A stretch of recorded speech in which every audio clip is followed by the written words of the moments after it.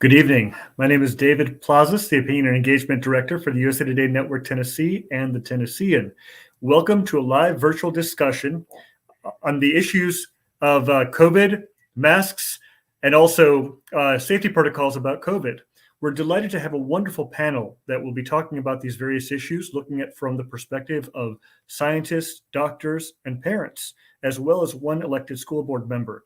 This is the part 2 of an initial production that we did with the Metro Nashville Public Schools Parent Advisory Council in August before the start of school. We're delighted to have you all here. Please send us your questions. You can email me directly at dplazas@tennessean.com, put them in the comments, and we will do our best to ask them throughout the evening. So today, our panelists are Dr. Rosemary Hunter, pediatrician and pediatrics professor, Dr. Buddy Creech, director of the Vanderbilt Vaccine Research Program, Tane Franklin, Pearl Cone Cluster Parent Representative and a member of the Board of Health who works on equity issues, David Maxwell, Hillwood Cluster Parent Representative, and Rachel Ant Elrod, Metro Nashville Public Schools School Board Member, District 2. Thank you all so much for being here tonight. I hope you're doing well and staying healthy. Dr. Hunter, if I may start with you, I'm asking each of the panelists to make some brief opening statements to talk about their role on the panel tonight. Of course. Thank you for having me. So, as you heard, my name is Dr. Hunter, and I have been in Nashville for 21 years practicing as a general pediatrician. I have been in the community as well as now I work at Vanderbilt at the Children's Hospital in the primary care clinic, and I do a lot of the newborn nursery as well. I have been involved in Metro schools as a health educator. And also I have 3 children who have been in Metro Nashville schools. So I have a personal interest in keeping our kids safe because of course they're my patients, but also my own children. Thank you very much, Dr. Hunter. Dr. Creech.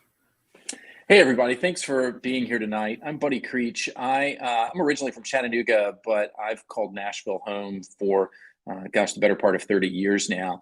I'm a pediatrician, and then I did advanced training in pediatric infectious diseases, and I've really been at Vanderbilt my entire professional career. Been working in vaccines since about 2003, and I lead multiple clinical trials of new vaccines, new antibiotics, and other therapeutics. That's my primary job. And then I see children with infectious diseases, usually in the hospital setting. Over the last year and a half, my primary job has been related to COVID, obviously. We led many of the studies that led to remdesivir being used as a treatment, as well as some other drugs like we use for rheumatoid arthritis. We started to repurpose those for COVID. And since summer of 2020, we've been leading vaccine trials at Vanderbilt. I'm the local investigator for the Moderna phase 3 study, the Johnson & Johnson phase 3 study, some studies that look at some of the novel variants and some vaccines that we've been able to make for those variants. And then I'm the national principal investigator for the Moderna pediatric trial. And none of those were paid for by the companies. They were all through the National Institutes of Health. But that's been my day job for the past year and a half, is evaluating these vaccines and these new therapeutics so that we can see our way through this pandemic. Thank you very much, Dr. Creech. Ms. Franklin.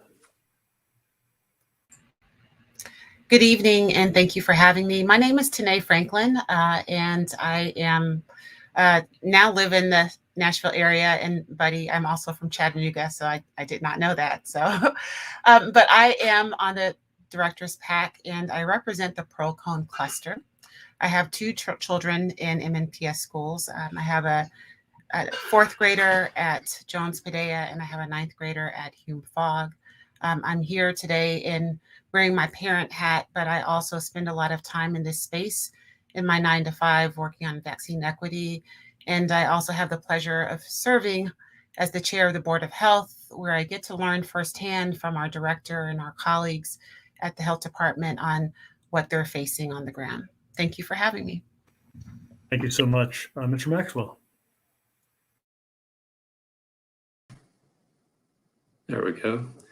Thank you, David, for having us all here tonight. Hello, panelists. Nice to be a part of this. My name is David Maxwell. I am a single dad of 2 young boys in kindergarten and 1st grade, respectively, at Westmead Elementary. So I represent the dads, the fathers out there I'm probably the least qualified on this panel to be a medical expert. I'm by no means any sort of health or medical expert, but I certainly can help voice some of the concerns regarding, the COVID protocols and vaccine and all that I've heard from parents within my cluster. So I'm involved as a parent. I'm involved as a soccer coach, Cub Scout leader. I'm involved as a PTA volunteer, and most recently, I'm a pretty brand new member, but I am the PAC cluster coordinator for the Hillwood PAC. So the Hillwood PAC is obviously West Nashville, and that represents Gower, Charlotte Park, Harpeth Valley, Westmead Elementary, H.G. Hill, Bellevue Middle, and Hillwood High School. So my role as the PAC coordinator, as I understand it, is I'm sort of the liaison between the schools, the parents, the principals, and the school board. So with Tane and I, we're sort of the voice of the parents in the schools. So we try to get as close to the board and the decision makers as possible to give the parents a feeling that they really do have a voice. So that's why I'm here tonight, and thank you very much for having me. Thank you. Ms. Elrod. Thank you. So my name is Rachel Ant Elrod, and I represent District 2, which is South and Southeast Nashville. It's pretty much I-65 to I-24 down to the Nolensville area. So I represent that kind of cluster. I should say it's not that clear. Sometimes the line's a little wavy, but for the most part, it's that area. I have been on the board. This is now my third year. I represent District 2 and have been voted by my colleagues as the vice chair. This is my second year serving in that role. I am additionally a parent. I have 2 children in elementary school, both in second grade. And so I come to you as not only as a board member, but also as a parent, just like David and Tane and Dr. Hunter, it sounds like. So I appreciate everybody giving their time this evening for us to have these conversations and look forward to what we discuss. Dr. Hunter, I wanted to ask you a little bit about the Omicron variant and what we know so far and what kind of concerns you're hearing from patients about it and how you talk to them about it. Wow, that actually might be a better question for Dr. Creech. I have not had questions directly from patient families about the Omicron variant. It's just sort of hit the news quite a bit here in the last week, so it's fairly new. We do get a fair amount of questions about just COVID transmission in general, about wearing masks, and we get a lot of questions more recently, of course, about the vaccine. So we've been having a lot of discussions since it was recently approved for the 5 to 11-year-old age group. So we talk a bit about how we are encouraging it to help protect your child and their own health by getting the vaccine. And of course, we have ongoing conversations in the older age groups as well. Before I turn to Dr. Creech, I wanted to ask you, you'd mentioned masks and certainly the masking policy, the state of Tennessee. There's obviously contention in court, even though the state legislature recently passed a law that would restrict masking in schools. Why should children keep masking? Well, I don't, we are not out of this pandemic yet, as the rest of the world is not as highly vaccinated as many countries are, including the US. There is greater chance for variants to arise, and we do live in a global society. So it's just a matter of time before these variants do come to the US. And we learn as we go with this pandemic with the different variants. And so when Delta made its rise in August and September, we found it actually more transmissible to children than the original variants. So I think that it's probably a little premature to say, oh, yeah, get vaccinated, everyone can be unmasked. I think we will get there. It's just a matter of timing. And I think right now it's probably more prudent to be safe and continue to wear masks until we have the knowledge and data to really suggest it's safe to be without. And Dr. Creech, certainly if you wish to answer the question about the new variant, but we also have a question in the comments that may be relevant to you as well. The question is, my son is against getting vaccinated because of heart side effects. Can anyone guarantee him that if he does get vaccinated, he won't have heart issues because of the vaccine? This is about an overall issue about concerns about side effects. Could you talk a little bit about that and what people should be thinking about as they consider these questions? Yeah, I think these are really important questions. I think Rosemary's right. I mean, this issue of Omicron, it's a little early to know exactly what Omicron is going to mean for us. It became a sort of a news sensation because it's probably the most mutated form of this coronavirus that we've seen throughout the pandemic. And the mutations are specifically in this spike protein that studs the surface of the virus and makes it almost look like a crown. And that's why we call it coronavirus. We've known for, 2-3 decades that if we can make an immune response to that particular protein, that's a protein that serves as like a Velcro for this virus as it sticks to the lining of our noses and our lungs. If we can make an immune response to that, then we can at least prevent severe infection, but often prevent infection altogether. So when we see a lot of mutations in that particular protein, it certainly makes us a little nervous. Right now, all the reports that we're getting from South Africa and from Europe would indicate that those who are vaccinated and infected with Omicron, their most common symptoms are a scratchy throat and fatigue. I don't know about you, but that describes most winters for me, and I would take that right now. The symptoms in the unvaccinated are quite different, and they're very similar to what we see with every other version of coronavirus, which is more severe disease, respiratory failure, and needing to be hospitalized due to a need for oxygen. So I think already we're seeing what we saw with Delta, which is the vaccinated fare very differently than those who are unvaccinated. Now, to the question about what do we think about side effects, that's a very long answer, and I want to give it its due, but maybe I would simply start with, we know now that we've given these vaccines to billions of people around the world, billions with a B, we have a really good understanding of what the safety profile is. We know the things to look for. We know the things that might be more common with some vaccines than others. For those of us who are vaccinated, it hurts a little bit. I was exhausted the next day. My wife made fun of me just a little bit. I had a little bit of fever. We know those things exist. We also know that there are 1 in a million type events like blood clots with the Johnson & Johnson vaccine or heart inflammation with the Pfizer and Moderna vaccines that are far more common, thousands of times more common with COVID than they are with the vaccine.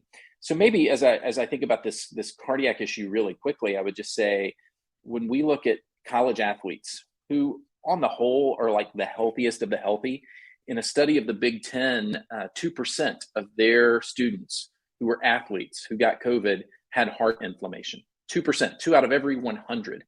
When we look at the rates of heart inflammation after COVID vaccines, overall, we're talking about like 2 in a million type of an event. So can I guarantee that someone's not going to have heart inflammation after a vaccine? No, I can't. In the same way that I can't guarantee that I'm not going to have, God forbid, a car accident when I drive home or something else. But I can guarantee that the odds are higher that someone will get heart inflammation after COVID directly, because we've seen that for the last year and a half. Thank you very much for that. I'd be curious to hear from the parents, and also Ms. Elrod as a parent and as a school board member, how you're having these discussions at the grassroots level in your cluster. Mr. Maxwell, you mentioned you're a soccer coach, and you have all sorts of other activities as well. So you're in contact with parents all the time who might have some strong opinions about what's going on. Could you share some of those experiences and what you try to do to help give them the best information possible? Sure. As far as the vaccine goes, we've been dealing with this for almost a year now. So I think for the most part, we're past the discussion period for adults. But as it relates to the most recent FDA approval for the small children, of which, I'm a parent, a lot of the talk centers around a lot of the hesitancy as a result of maybe not just getting the data, not having the best access to the data. The thought is that the children were never, or at least a very small percentage of the children were getting sick. They were getting hospitalized or dying. So the question there is, why, when there's such a small percentage of children who have been hospitalized or died over the past year and a half, why would we even risk, giving them the coronavirus vaccine when we know there are inherent risks there? I guess the question is, do the risks outweigh the benefits for our small children? And maybe one of the doctors can answer that. Sure, that's a great question for the doctors. Yeah. I mean, I would love to. I can tell you that in general, every year, despite our best efforts, despite vaccine being available and things like Tamiflu, we lose somewhere around 100 to 150 children due to influenza. And it's something that we vaccinate kids down to 6 months with. Since the beginning of this pandemic, we've lost about 600 children due to COVID, which is far more than we see in a given year with influenza. But David's right. In general, the pandemic has been borne, the weight of it has been borne by our elderly adults, by our older adults with medical problems, and not by our children. And we've considered that. I think Rosemary and I would say if there's a silver lining in this pandemic, it's David's point that kids have been relatively under-affected. However, having cared for infants who got COVID from their moms around the time of delivery and did very poorly in our hospital. For those children who are technology dependent because they have a home ventilator, or they have Down syndrome, or they have other neurodevelopmental delays, or for those children who live in households where a parent or a grandparent has had a bone marrow transplant or is receiving chemotherapy for cancer, we need to be able to have a vaccine available for those. Now, does every single child need a vaccine? Well, I think it depends on what the pandemic does. Before Delta, I would have said, probably not. It's probably fine. Delta changed everything for many of us in pediatrics, and we now saw children coming in droves, and where we would normally have 2 or 3 in the hospital, we had 20 or 30. That changed everything for us. So I think we've got to be ready. I think the side effects of a vaccine that we're giving just a small portion of one aspect of the virus in a very pure and controlled measure, rather than taking the chances for heart inflammation and long COVID and all of the things that go along with getting wild type infection, being able to give and take advantage of our understanding of the immune system, being able to give just a small part of this virus in a real controlled measure, that really sings to me as a parent of both college age kids as well as a 4th grader. That makes me think, boy, I'd much rather do this in a controlled fashion than just roll the dice and take my chances. Dr. Creech, this may be a question for you as well, but anyone else who would like to answer it too. It's a little bit long, but it's as a parent of a 10 and 6-year-old, while we always follow the science in our home, we remain concerned about the emergency authorization designation that catapulted the vaccines to market. It's alarming to note the next fastest vaccine ever developed, the mumps MMR vaccine, took 4 years to develop. Of greater concern is the time devoted to conducting safe and effective trials to better gauge the long-term effects of mRNA vaccine technology. At the same time, I'm also aware that scientists have been studying coronaviruses for over 50 years. Could you address that particular issue?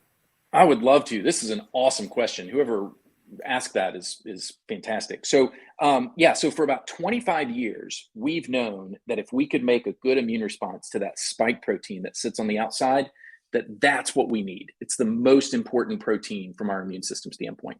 So that's 25 years worth of work.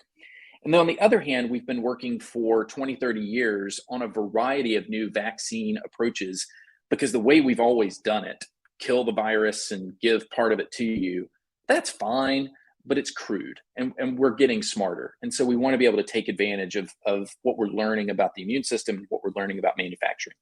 So the reason these were able to happen so quickly, particularly the mRNA vaccines, is one, they're really easy to make. When the South African variant of COVID popped up, they got the genetic sequence, they being Moderna and Pfizer, and in 42 days, they were able to make a new vaccine that was at the FDA ready for us to test. I mean, are you kidding me? 42 days. That's how long it takes. Why?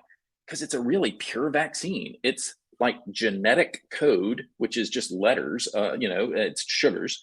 It's a little bit of salt. It's a little bit of sugar. It's a fat bubble that protects that RNA because it gets broken down in your body super quick. And if we can't protect it en route to your deltoid, it just breaks down. And there's a little buffer to keep it from being too acidic or basic. Okay, that's it. There's not much that goes into it. as opposed to what you've seen with like the GSKs and the Sanofi Pasteur, these older companies that are trying to make like a purified protein version and an activated vaccine. It's taken them a long time and they don't even have anything on the market. Why? Because they're harder and slower to make. All right, so that's the first one. How did it happen so quickly? Because they're easier to make from a time standpoint. The second one is that we had 2.5 decades for both technologies, mRNA and this coronavirus spike protein, that came together in what we kind of consider an Esther moment, right? It was for such a time as this that they all came together. All right, the third one. It's amazing what happens when you take everybody in the country, everybody in the EU and Canada, and you say, I don't care what you work on every day, you're now going to work on COVID. So our HIV clinical trialists, our flu people, people that work on pertussis vaccines, we all said, this is what we're doing. And we had the money and time to do it. We didn't cut corners. We did the clinical trials the same way we always do. It's just we had hundreds and thousands of people doing them all at the same time. We also took some risks by planning the late stage trials before we even knew the vaccine was going to work, so that when we found out that it did, we could rapidly go into those big major trials. All right, last thing I'll say about all of this. I too was a little wigged out about the emergency use authorization mechanism. I just didn't understand it at first, quite frankly. We hadn't used it like this before. It turns out there's only a few differences between full approval and an EUA. A full approval allows you to, the FDA has to inspect the facilities in a different way, but they still inspect them for an EUA. So I checked that box. The second one is that you can directly advertise to consumers if you have a full license or a full biologics license.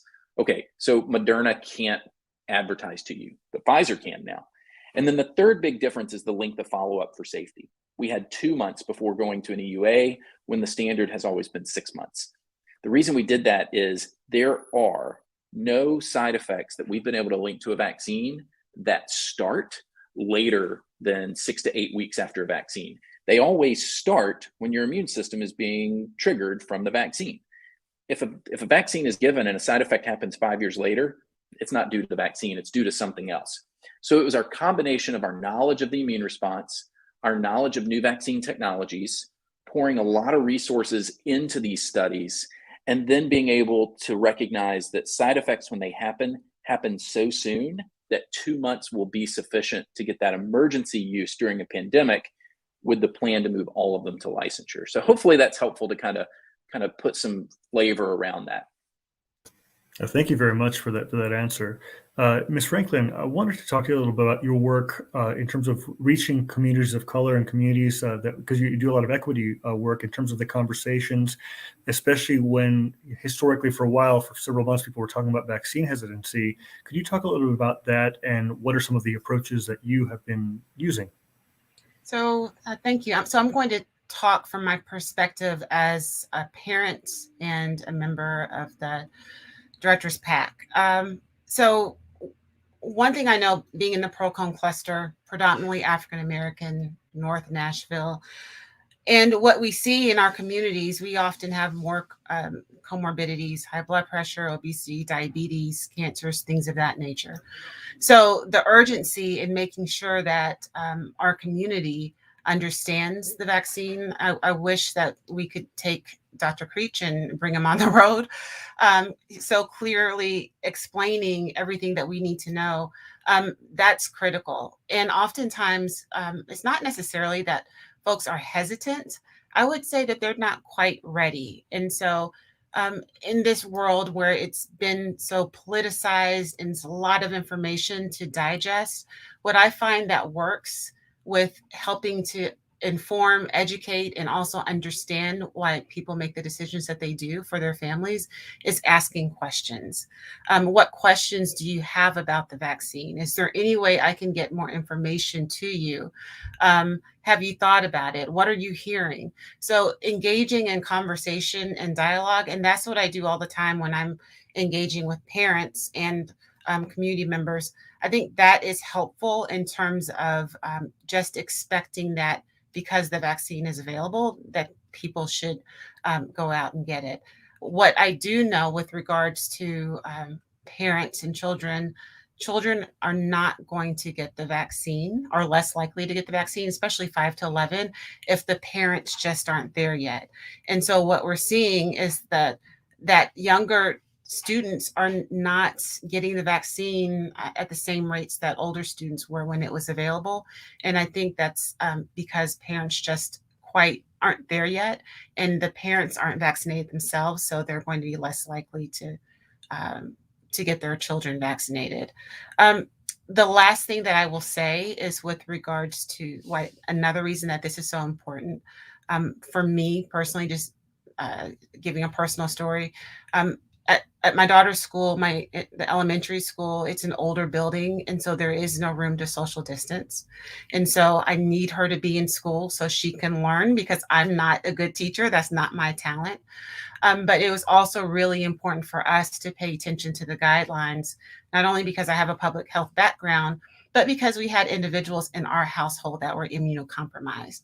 So if my daughter gets sick, which she did end up getting COVID, it was terrifying, because I'm like, what can I do to protect the family members in the household that are immunocompromised? Luckily, we made it through, but not everyone has those accommodations of being able to separate rooms and use different bathrooms and things of that nature. So that's another reason why it's so important to begin to have these conversations with individuals, not blame them, but ask them, what information do you need in order to make an informed decision? Thank you so much. Is your daughter feeling much better? She's much better, and yes, much better. Thank you. That's good to hear. She made it through. That's excellent. Ms. Elrod, could you talk a little bit about to us, since the start of school, what actions and policies have the school board taken to focus on COVID safety? Sure. So originally, in the way back in the beginning of all of this, we decided around April 2020 that we were not going to make the decisions as a board, but that the director of schools would own the majority of the conversations and information that we would receive.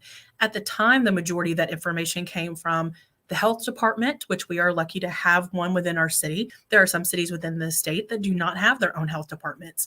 So we had our health department. At the time, there was also the very involved COVID-19 task force. Of course, we had other partnerships, whether it was through Vanderbilt, Meharry, the state, and of course, federal government, and then departments of education. So all of that information would come in, and we decided as a board to not make it political. And luckily, we had the forethought of, it was quite possible that we would make this a political decision, and we would have to listen to outside voices that maybe were not following the science that we thought should be followed. And so we had that all go to Dr. Battle, our director of schools. So that was one of our first policies and procedures that we put in place. Then from there, of course, it's all been in reaction to the information, or frankly, sometimes the lack of information that we had or didn't have, and trying to do the best next thing, whether that's been from masking to our current vaccination clinics that we have. Those are still currently going on for children ages 5 through 11. We also have, of course, our current COVID rapid test that you can also find out about. All of those are things that we've tried to put in place to try to keep up with as this changes, as variants come about, as we can see what the vaccination rates are. What does our community and what do our people need from us, not only as a teacher or a staff member, but also as a family member? Thank you very much for that conversation. One of the things that I know that I've heard is the issue of misinformation and combating that. That's become something certainly very close to me, because I work on a lot of these issues of trying to create civic and civil conversations about these tough topics. What are some of the things that you've learned over these last few months that have helped you understand where people are and how to try to approach them to get to where we have at least a consensus of what the facts are and how to approach them? And I leave this open. I don't know if anyone wants to take it initially. I can certainly call on someone if you wish. Ms. Elrod. I, of course, hear a lot of different pieces of information, some verified, some not verified, some from websites, some not, some from Facebook, some just from their neighbor, sister's cousin, neighbor. It's just from all over the place do they get information. The biggest thing that I have kind of learned from that is you have to have a baseline of where you want to get your information from. Again, it's very important that we are lucky enough to have that health department locally. And again, we've had the COVID-19 task force and other things. But a general understanding would be we follow pretty much what the CDC says. And we have an understanding of what the CDC is. And sometimes that's a conversation even with some constituents of the CDC is a government agency. It is not a for-profit and some other things. But you have to have kind of a baseline of who do you think you're going to get your best information from, an understanding of what is peer-reviewed information. And then you also kind of have to have an understanding of, can I be open to other pieces of news and other pieces of information that may not be what I want to hear? There have definitely been times where I have not wanted to hear about how much we needed to social distance because, like to Ms. Franklin's point, it's exceptionally difficult in a lot of our classrooms. And I did not know how we were going to do that, or I didn't know how that would be a burden on our teachers or our students. And frankly, I would like this to rather be a burden on adults than on our students and our children. So how can I not have that put on their shoulders? But there's been times where I've had to say, like in the situation of vaccinations, anecdotally, I think it's been helpful to say, I would not ask you to do something for your children that I don't ask of my own children or do with my own children. So like my children have been vaccinated. They are both 7. I have twins. They have both been vaccinated, one even through the vaccination clinics that we're doing with MMPS.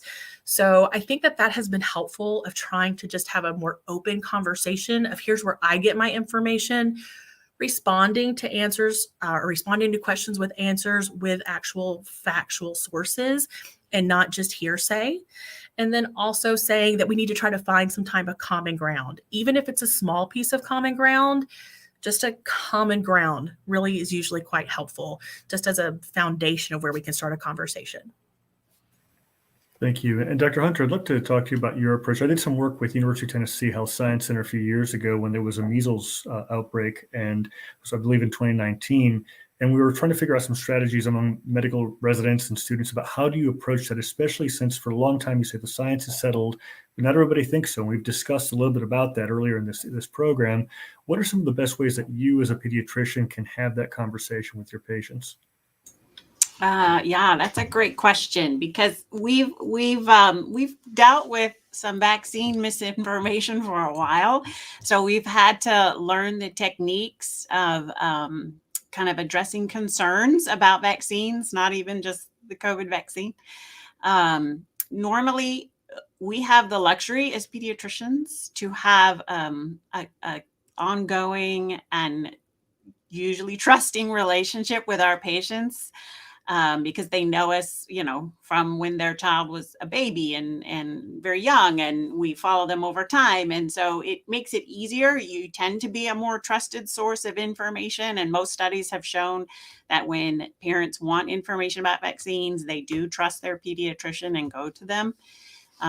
So normally we will try and elicit what the concern is. So when they come in and they have their doubts or they have their questions, that's great. We love to engage and be able to address the concerns that the parent has about any particular vaccine.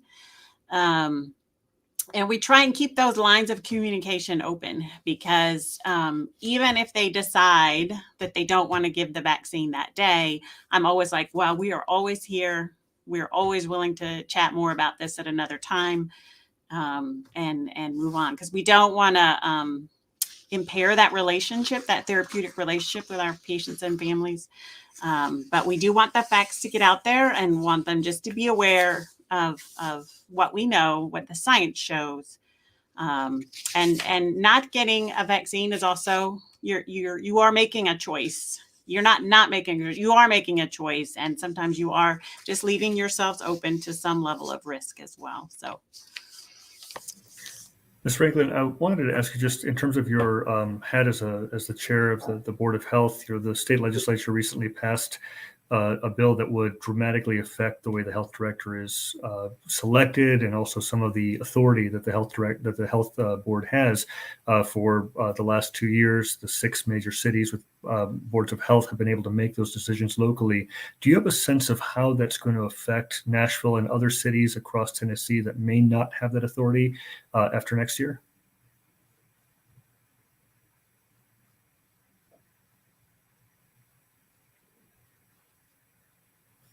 I think, Ms. Franklin, you may still be on mute.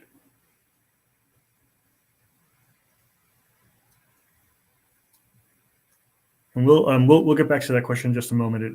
But if I could turn to Dr. Creech and ask about your approach as well, just to build upon what Dr. Hunter talked about. Yeah, I think it's really important to figure out where people's concerns are. I don't know everything. I'm not an expert at much. I grew up mowing yards in Chattanooga, so I'm pretty good at mowing, and I'm pretty good at foosball, and then I'm pretty good at vaccinology and immunology. And so, if you want to play me in foosball, I mean, let's do this. And I can give a little bit of information about vaccines, but even within that, I think we have to have an extra dose of humility. There's an old Maimonides quote, who was a Jewish theologian from like the 12th century, who said, "Teach yourself to say, I don't know, and you will prosper." There are things that we don't always know, and I think we need to acknowledge that. I think we need to, as professionals, say, I don't know, but this is what all of science would suggest to this, or this is all of what public health would suggest to us. I think we could have gone a long way early on in the pandemic if that's how we had approached even things like mask use, to say, we have no idea if this is going to work for sure, but put this thing on your face because it probably will. And maybe that would have been a better approach than a very paternalistic approach, right? At the end of the day, when parents come to us and they're concerned, it would be really silly of us to dismiss those concerns. It would be far more effective if we just say, let's talk, let's think about where your concerns are. And as was said a minute ago, let's see if there's common ground. Let's see if there's some things that we can kind of walk through. I think that's the most effective approach. We're all in this together. We all want the same thing. We want our kids, ourselves, our families to be as healthy as we can be. And we want to live in a way that supports our ideals and what we want to pursue. And all of the things related to this pandemic put those at risk. We're going to have different opinions about how we get out of that pandemic and out of that pickle. And we're going to have to turn to trusted individuals to give us advice. Thank you very much. And Ms. Franklin will be joining us again in just a moment, just a quick technical issue. But Mr. Maxwell, I'd like to talk to you from the parent perspective of how you approach these conversations with your family doctor, and perhaps a way that other parents might be able to model that too. Sure. Can you hear me? I guess I'm. Yeah. Yes. Yeah, we can hear you. Well, yeah, I think it's better, as a parent, we have all sorts of questions. We care about our children, their health, and everybody does. Like you said before, everyone's in this together. We all have the same concerns. It seems like it has been such a politicized issue that people come in it from such different angles, and it becomes so acrimonious that people are almost afraid to talk about it, and that's a shame. But I think the best thing we can do is bring in the people that know the most about the disease itself, and that's bringing in doctors. That's why I think this panel is so great, bringing in the doctors here today to directly address the concerns, not shutting down the concerns or ignoring the questions, but confronting them head on. And that's kind of the approach I've taken with our pediatrician. Is he's always been very approachable, but go directly with the questions, not only my questions, but questions from other parents, and just see what he says, and get armed with the facts. And that's a really hard thing to come by these days. We talk about misinformation. I don't think misinformation is necessarily new. We've just kind of put a term on it, a more popular term. It's always hard to find those facts, but it seems particularly difficult when it comes to the real facts on COVID. And I don't know why that is, but go to the doctors, go to people you trust. If you have a trusted pediatrician, go directly to them with your concerns and just see what they have to say, and it could change your mind. One thing I learned tonight from Dr. Creech was a question I was going to ask if I had the chance, but a major concern for parents and I think people that are COVID vaccine hesitant is what are the long-term effects? And what Dr. Creech was saying was, well, after I think you said 6 to 8 weeks, usually all those side effects have manifested themselves, and we haven't found any side effects that continue past that period. So I think that answer in itself, coming from someone who has studied this virus, is I learned something new tonight, and so I appreciate the dialogue. Thank you very much. Ms. Elrod, I wanted to ask you a little bit about the conversation you had since you volunteered that both your 7-year-olds have received the vaccine, that you conversations you had with them and within your family about making that decision. Was it an easy decision, and how did you approach it? Sure. We kind of live by mottos in our house. So one of our mottos is, can we be helpful, or is our choice being hurtful? And then always another one that we usually use by as a phrase is make the next best choice. And so it kind of went along with some of our discussions that we currently already have. It's not an uncommon discussion for us to discuss how we can help not just ourselves, but others, whether that's inside their own classroom, within our own family, within other people that they know that have medical complexities. My children may not know and completely understand what those medical complexities are, nor should they in a lot of situations, but that they understand that there's some empathy that is needed for that, and that collectively we do have a responsibility to each other. It does so happen that right now in second grade at MMPS, there's been currently talk about citizenship, as that's just where we are in our curriculum. And so they have been talking about what is citizenship and what are the responsibilities within citizenship. There was no discussion about vaccines within that, but I took it upon myself to talk about how there is a responsibility again to each other, not only for safety and just your everyday decisions that you make, but also in the health decisions that you make, whether that's, are you going to drive the speed limit, or are you going to decide to go against the speed limit? Are you going to protect yourself so you can protect other people? And that was how we decided to have that conversation. To be honest, they both cannot stand shots. And it took a little bit of convincing. We personally found that it worked really well if you distract them during the shots. And so we decided to do iPad during so. And we had to have a little bit of more time than I frankly would have liked in the original conversation. And we had to go back and try it again with one of ours. The first time we just had a complete meltdown, needed to go back, reset, and try again. But being respectful of those fears and concerns, just because needles are not fun for most people, and other things, was really what was helpful to us. And it was a fairly easy decision for us, as my husband and I are also vaccinated, which they also knew, and we also do flu shots. So the conversation was not necessarily a new one for us from past experience as well. Well, thank you so much for sharing that. And welcome back, Ms. Franklin. Thank you so much. And the question that we were talking about was the authority of local health boards. There are 6 city health boards that had tremendous amounts of authority during most of the pandemic, but the recent law has changed that. What do we know about what that means for Nashville and other communities? So I think, let me take a step back.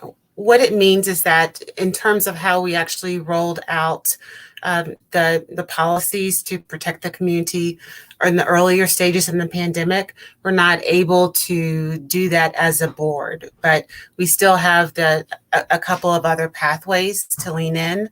But when you think about how the laws are affecting the health boards, one thing I like to remind members in the community is that the health department is more than just the response to the pandemic, right? And so when you think about public health or population health, you're thinking about ways to protect the entire community, not just individuals. And so public health in general has a responsibility to the entire community. That means restaurant inspections. And when you go to a restaurant, we want to make sure that we are not going to get sick because food has been mishandled. Public health impacts that. We have seatbelt laws because we know what happens when people are driving and they get into an accident with seatbelts. They're very likely to be hospitalized and maybe even lose their life. So we know what we need to do to protect the community. So as we think about the laws that the states, some of the states have passed that limit the boards of health, that's really concerning, in my opinion, because it's in response to such a narrow focus of public health practice, which is the pandemic, which the narrative has been taken over a lot in sound bites, and it's not helpful to get that detailed understanding of why it's important for us to be able to have the responses that we need for COVID and understand the importance of vaccines. Well, thank you very much for explaining that. That's incredibly helpful. Now, this discussion, again, is about vaccines, masks, and other safety protocol that are happening in schools right now. There are so many children in the public schools, and as one of the things that has been mentioned too in the conversations I've had is the issue of ventilation, spacing. That's a problem that this panel has talked about. There's very little room for social distancing, whether it's in schools or in people's homes in many cases. And I'd love to hear from the panel a little bit about what other safety measures can be implemented or have you used to try to help prevent the spread of illness. I will compliment my youngest daughter's school really quickly. They have set up tables outside. So on a really nice day, the students can come outside and get fresh air and learn in that space. So I thought that was a real exciting response to a problem that was at our school. So I have to say thank you to Ms. Taylor at Jones Padea. Thank you. Anything else? Any other examples that you've seen where there have been some creative ways to help kids just try to be as focused on studies as possible? I would say one of the most creative things that I hope will characterize the next few months of the pandemic is we're getting to a point, hopefully in the pandemic, although Omicron has disrupted this potentially, where we need to be able to flex in and flex out of more restrictive measures, right? We had such a horrible August and September. But quite frankly, once we got into October and even the beginning of November, our numbers began to plummet. And we were, if you just want to talk about case counts, we were like one of the safest places in the country. It came at a really heavy cost and one that none of us would want to repeat. But we didn't have a ton of disease. And so what we saw were more gatherings, particularly of vaccinated people. We saw more get-togethers, more freedom to start traveling. Now that we see Omicron and now that we see other variants, or as disease starts to pick up, we're going to go back into, I think, a more restrictive mode. So I think that's where parents, teachers, administrators, our city and state government folks, we're going to have to really flex in and out based on what our local disease rates are telling us. And I think when we do that, it gives us a whole lot more credibility than just saying you've got to wear a plastic bubble around your body 24/7 or you might get the cooties.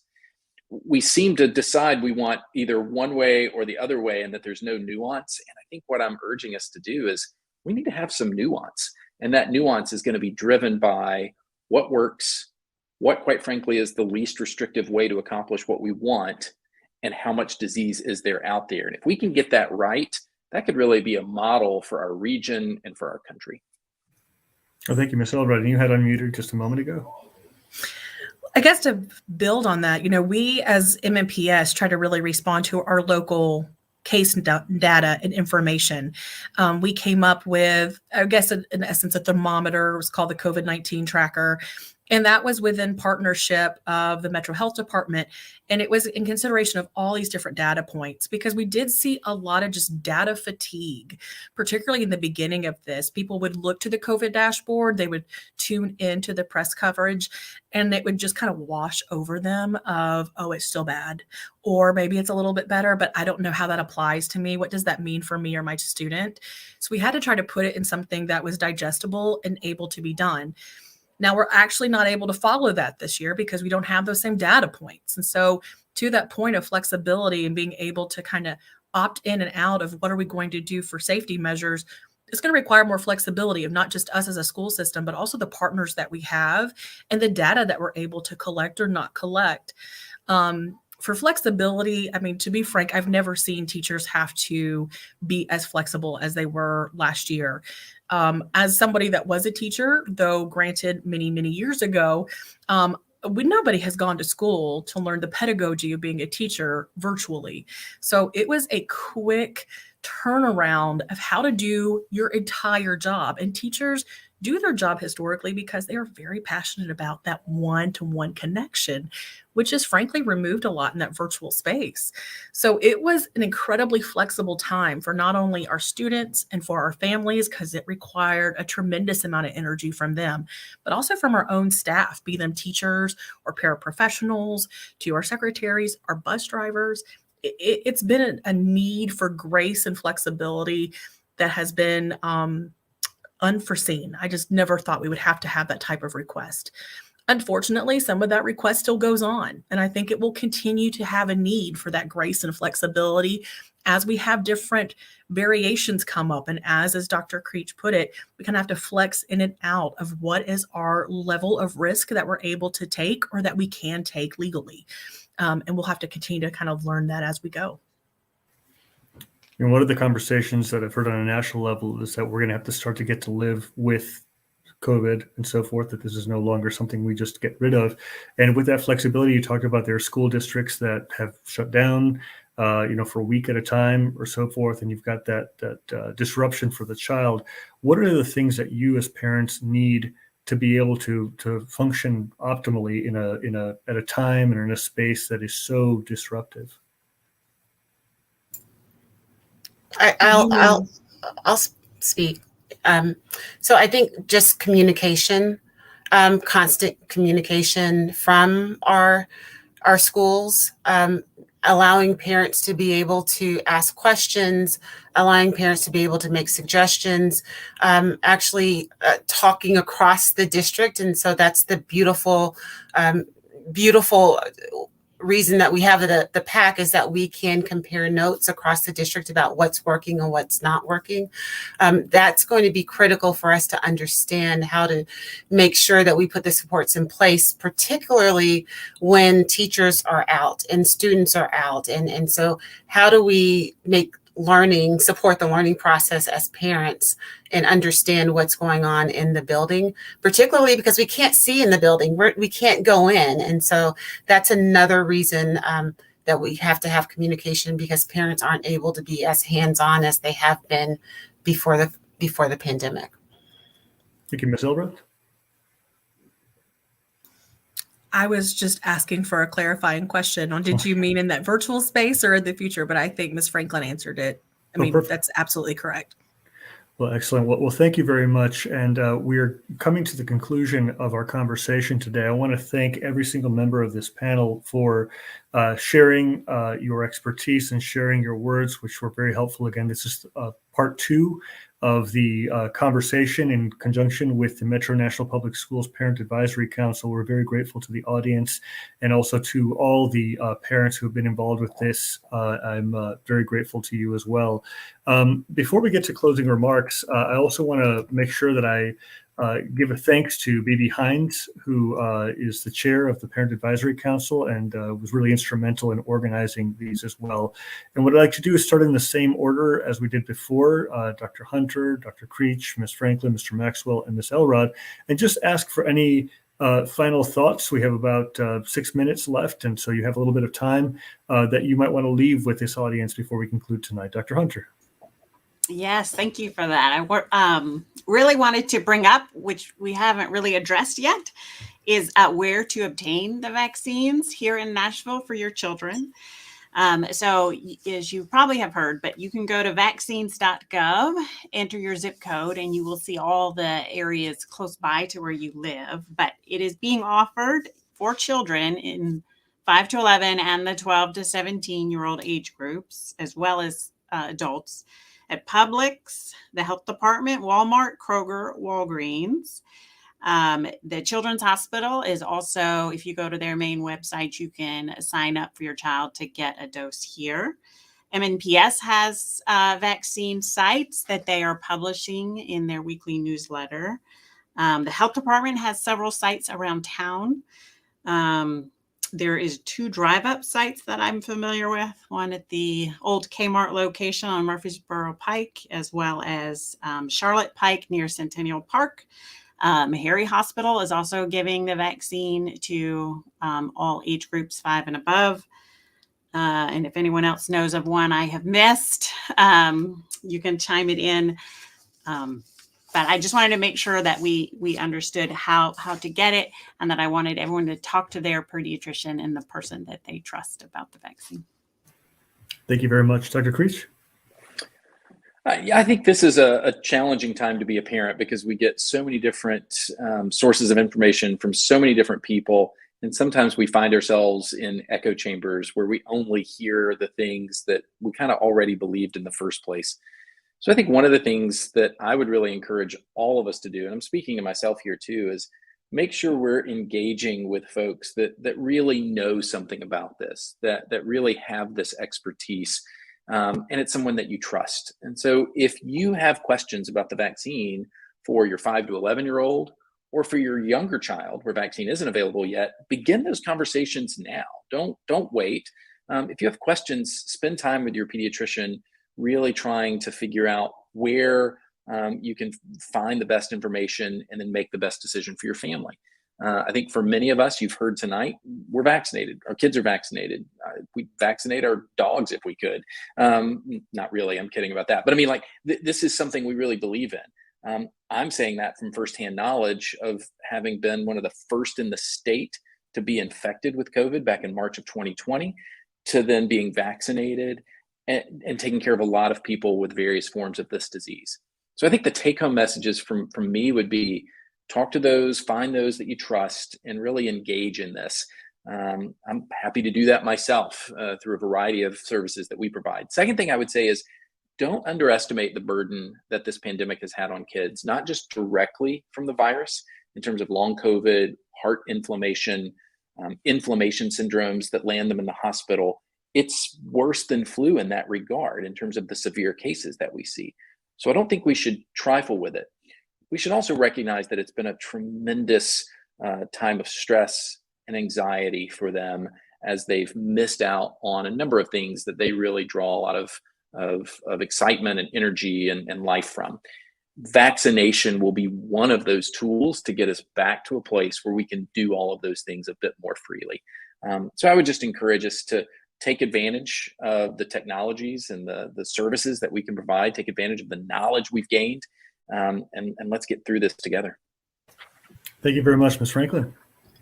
So I am so appreciative that both Dr. Creech and Dr. Hunter are on this call, and I'm sure other pediatricians are also doing a whole lot of Zoom calls at night to educate community groups, small and large, about the vaccine. So thank you. And for me personally, it still made sense for me to talk to my pediatrician, for my husband to talk to our pediatrician, just so we can make sure that we understood the impact for our daughters. And so I would also like to reiterate, go to someone, preferably a pediatrician, to ask questions and so they can get the information in a way that's digestible and understand for their child. Meharry Medical College has done a phenomenal job in North Nashville, making sure that sites are accessible. The health department, MNPS, we have a lot of free drive-up sites across the city. And so my take-home message, particularly to my colleagues or my community members in the Procon cluster, we have a lot of resources here. Ask questions.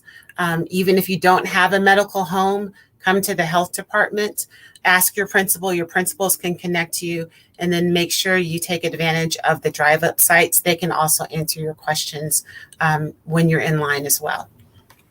Thank you. Mr. Maxwell.